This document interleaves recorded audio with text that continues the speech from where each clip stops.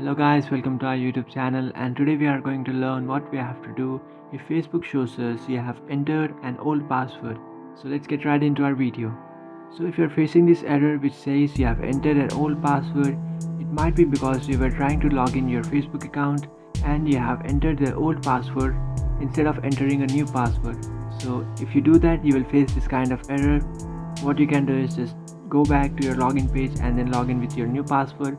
But if you have forgotten your new password, what you can do is you can reset your password.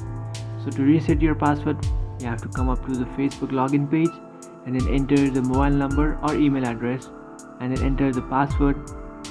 But we have forgotten our password, so what we can do is just tap on forgotten password, and after tapping on forgotten password, now you have to enter the mobile number, and after entering your mobile number you have to tap on continue. And after tapping on continue, you will receive a 6-digit code on your mobile number.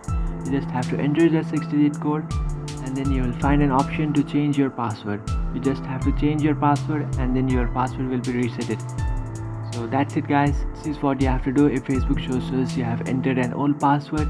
If you find this video helpful, don't forget to like and subscribe to our channel.